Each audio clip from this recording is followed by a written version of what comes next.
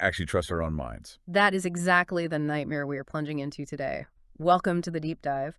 Today we are looking at excerpts from the transcript of this brilliant psychological thriller audiobook called Midnight Train by Edwina Longbottom. It's such a fantastic piece of work. It really is. And on the surface, the setup is incredibly inviting. Picture Edinburgh Waverley Station on a miserable, biting November night. You step out of the howling wind and onto the Caledonian sleeper train, headed for Sevenoaks. Yeah, it has that very specific vibe. Right. It has this gleaming 1930s vintage charm. The smell of polished wood, the warm glow of table lamps. It feels like a time capsule. Which is a very deliberate choice by the author. I mean, it lulls you into expecting a very specific type of story. You think you're sitting down for a cozy Agatha Christie-style whodunit. Oh, exactly. A locked room mystery where a detective gathers everyone in the parlor to reveal the killer. Right, but it is definitely not that. No, it's not. Okay, let's unpack this. Because the mission of our deep dive today isn't to walk through a traditional murder mystery. We are going to explore how Edwina Longbottom takes that comfortable, familiar genre and just completely weaponizes it against the listener. Weaponizes is the perfect word for it. Yeah, this story starts with a missing person and rapidly unravels into this terrifying exploration of determinism, impossible physics, and, well, a fight for human agency. The transition is just masterful. The narrative forces you to abandon the question of, who committed the crime and replaces it with what are the fundamental laws of reality in this space? And the person we experience this all through is Gideon Drake. He's our protagonist, a 67-year-old retired military investigator. The very grounded guy. Super grounded. He spent his career dealing with covert missions and empirical evidence. Now he just wants a quiet life in his London flat. He's only on this train because his daughter badgered him into a weekend visit. I picture him as a guy whose toolkit is built entirely on logic and facts. Like, if his A happens, B must follow. And that background is crucial for the thematic weight of the story. I mean, Gideon needs facts to anchor himself. So when the author begins to dismantle those facts, the psychological toll on him is immense. Oh, absolutely. We see him in the lounge car observing the environment with those dormant investigative instincts. Yeah. He knows Vivian, a sharp-eyed history teacher who claims to be reading The Rise and Fall of the Roman Empire, though she's clearly just analyzing the room. Yeah, she's definitely people watching. He also spots Gavin, the young, visibly stressed train guard. And due to some aggressive corporate budget cuts, Gavin is actually the only crew member on board besides the driver up front. Which is a great little detail to isolate them further. Right. And then we've got Manuel, the dining car attendant from Bulgaria, who has this boisterous, room-commanding energy. And then there's Edward Lane, a nervous, wiry guy in a pristine suit who looks like, well, a rabbit waiting for his snare to snap. Setting up this powder keg is one thing, but lighting the fuse requires a complete subversion of the physical environment.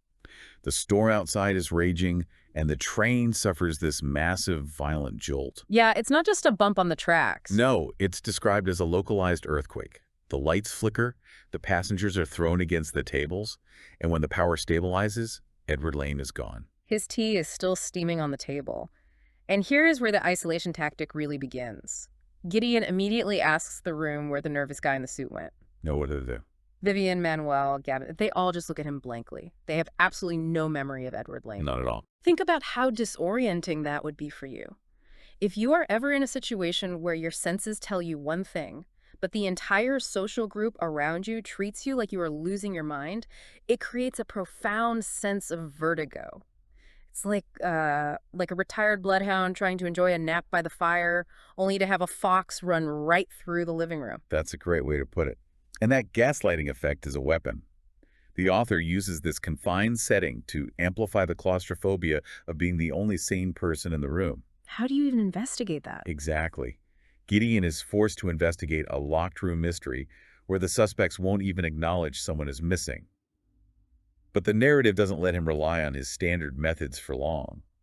He finds a clue, but it's not a footprint or a dropped wallet. No, it's a crumpled piece of paper wedged into a door frame with this jagged handwriting, and it says, "It didn't have to be this way." What's fascinating here is the psychological framing of that note. In a standard thriller, the first note is always a threat. Right, like keep your mouth shut or you're next. Exactly. But this note reads like an expression of deep regret, or even an accusation. It completely alters the tone of the mystery. It suggests that whatever took Edward Lane possesses a complex emotional state, or at least is trying to project one. I want to dig into that concept of projection, actually, because the escalation of this story moves incredibly fast from human deception to something that feels like technological horror. It ramps up so quickly. It really does. Gideon tries to establish order. He forces Vivian and Gavin to help him check the train. They reach the engine room to find the door locked from the inside, the driver entirely missing, and the train is just operating itself. And sitting on the control panel is another identical handwritten note. Same exact phrase. It's so eerie. It is. We begin to see the breakdown of the physical world here. The environment itself becomes hostile. They move through the sleeper cars and find an empty cabin. Cabin 12. Oh man, cabin 12. Yeah, the bed is unmade. There's a dark smear of blood, and the air smells like ozone and burnt metal. Plus, there's a massive circular scorch mark burned directly into the carpet. Gideon actually recognizes it as a high-energy device burn, something military grade. But the story doesn't just stop at advanced weapons. It literally breaks the geometry of the train. This is one of my favorite sequences. It's wild. Gideon, Vivian, and Gavin unlock the door at the end of a standard sleeper carriage. They step through, expecting to enter the baggage car. Instead, the heavy door slams shut behind them, and all the sound of the rattling tracks completely vanishes. Dead silence. Dead silence. They find themselves standing in a bare, windowless, concrete and steel corridor. This is where the narrative completely shifts from mystery to existential sci-fi. The author introduces the concept of impossible geometry.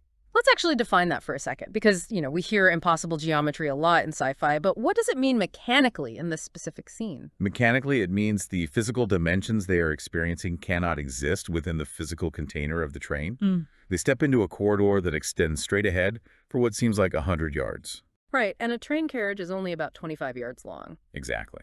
The angles of the walls are wrong. The acoustics imply a cavernous underground bunker, not a moving vehicle. The human brain relies on spatial consistency to balance itself, so placing these characters in a non-Euclidean space induces immediate primal panic. It is a phenomenal way to make the setting the actual monster. So they follow this impossible corridor into a massive interrogation-style room. Right in the center is a single metal chair. Just the one chair. Yeah, and resting on the chair is a smooth, black rectangular device with a blinking red light. It emits this synthetic, emotionless voice that repeats the phrase from the paper.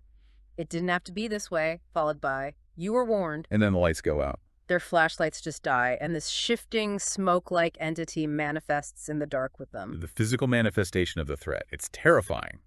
But they manage to escape back through the door into the normal train carriage by hitting a glowing blue panel on the wall. But when they stumble back into the vintage lounge car, the reality they return to has been altered again. Edward Lane is back, the nervous guy who vanished first. But he's not okay. No, he is dead. Sitting at his table, waxy, completely rigid, with blood leaking from his mouth. And there is a new handwritten note next to him. They're watching. Don't trust anyone, it's already too late. Such a chilling image. It is. But wait, hold on. I am struggling with this specific detail. Which part? The handwritten notes. Here is where it gets really interesting to me, but also deeply confusing. If this entity has access to advanced space-bending technology and shape-shifting shadow monsters, why on earth is it leaving crumpled, jaggedly written notes on napkins? It seems like a weird choice, right? It feels incredibly primitive, like a cat playing with a mouse. Are they trying to terrify Gideon, or are they trying to communicate a specific set of rules? Well, if we connect this to the bigger picture of how alien or advanced intelligence might interact with humanity, the primitive nature of the notes makes perfect sense. The handwritten notes are an interface. An interface, like a computer terminal. Precisely. Imagine a supercomputer trying to communicate with an ant. The disparity in perception is just too vast. The black device, the impossible geometry, the cold mechanical voice that represents the true nature of the entity. Sterile, vast, and incomprehensible. Okay, see where you're going. The jagged handwritten notes represent a highly advanced system trying to translate its motives into a format a fragile human mind can process. It is mimicking human emotion, like regret or warning, because it fundamentally lacks it. Oh, wow. That makes it so much more unsettling. It is putting on a human mask, but the mask doesn't quite fit. Exactly. And this escalation forces Gideon to stop reacting and start acting. He realizes he can't just observe the clues anymore. If he waits, they will all be picked off. Because they actually find another passenger, Karen, dead in her cabin under similar circumstances right after this. Right. So Gideon shifts from a reactive detective to a proactive soldier. He creates a tactical trap, He does. He isolates himself in an empty cabin, sitting in the dark, basically using herself as bait to draw out whatever is hunting them. and it works. The shadow entity breaches the room, physically attacks him, throws him against the wall, and then just vanishes. But it leaves behind his own notebook with a new message scrawled inside. You're warned. He proves that the entity is watching and that it responds to direct human defiance. This aggressive action by Gideon triggers a massive shift in the group dynamic, leading to a crucial piece of exposition from Manuel, the dining car attendant. The illusion of his cheerful hospitality totally breaks. He drops the act entirely. Manuel confesses he has witnessed an event just like this years ago on a train crossing Eastern Europe. But here's the wild part. Manuel doesn't describe it as advanced technology at all. No, he views it completely differently. He describes it through the lens of folklore. He claims they are being hunted by an ancient entity that feeds on fear and human chaos. According to him, the vanished passengers aren't dead, they are trapped or changed to serve this demon. We are presented with two competing frameworks for understanding the terror.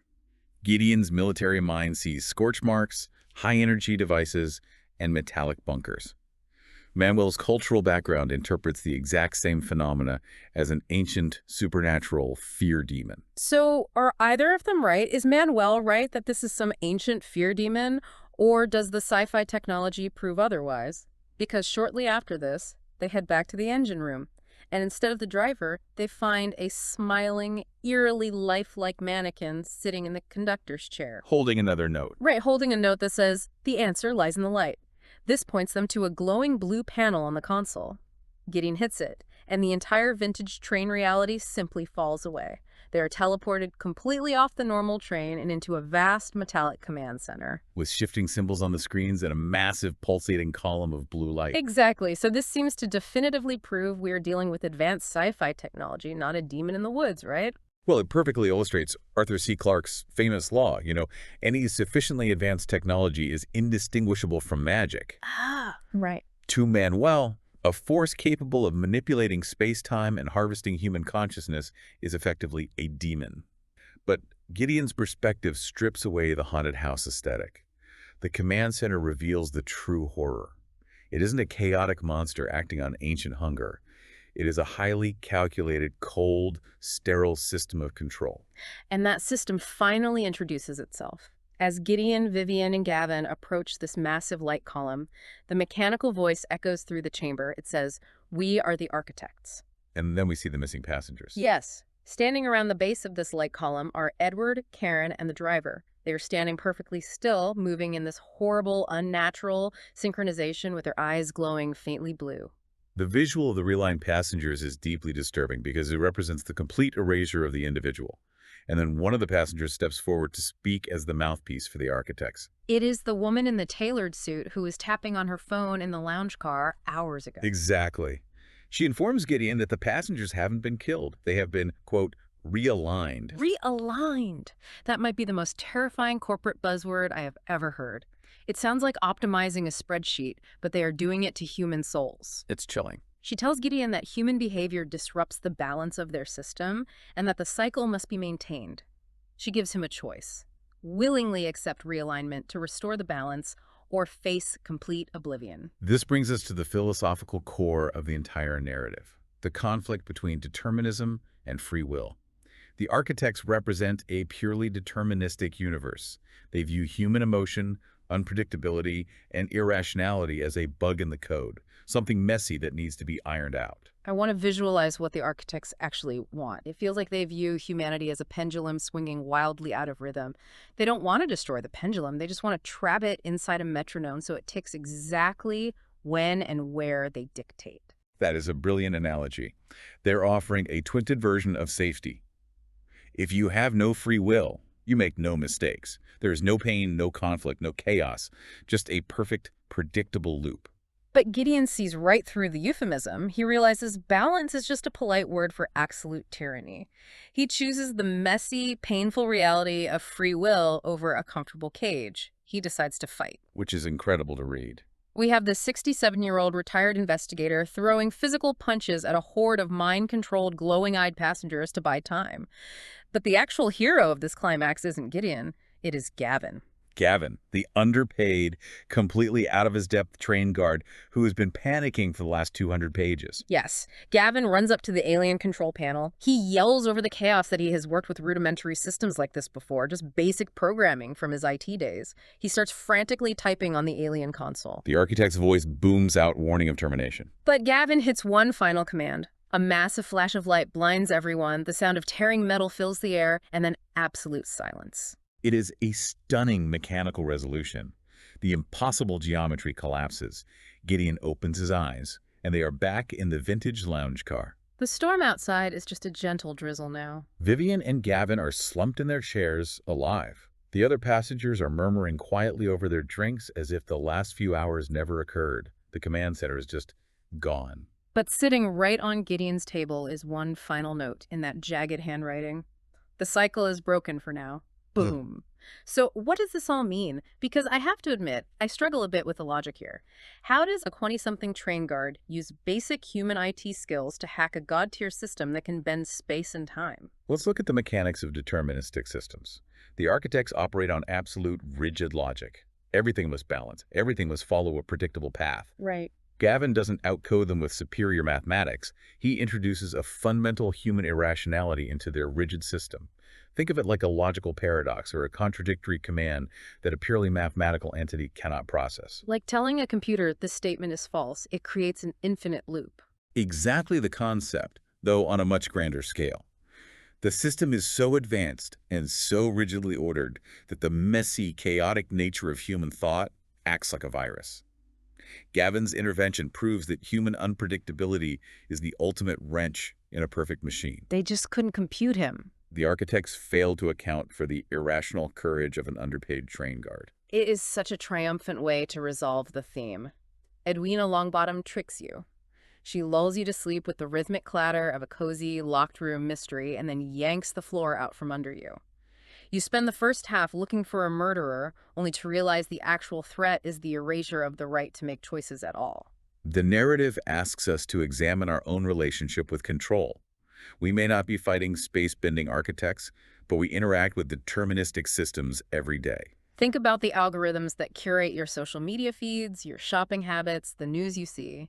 They are designed to predict your behavior. They want you in a cycle. They want you realigned. Exactly. Realigned into a predictable demographic because it is profitable. How different is that, fundamentally, from what the architects are doing on that train? It raises a vital question for you to consider long after this deep dive ends. The architects used fear to try and force the passengers into a perfect loop. How often do we willingly step into our own cycles? How often do we let systems dictate our choices just because it feels safe, or because it is easier than fighting the current of free will? And if you found a glowing blue panel in the engine room of your own life, would you have the courage to push the button and break the cycle? That's the real question. It is a heavy, lingering thought to take with you the next time you find yourself standing on a cold train platform in the rain. Thank you so much for joining us on this deep dive. Stay curious, keep questioning the cycles around you, and we will catch you on the next one.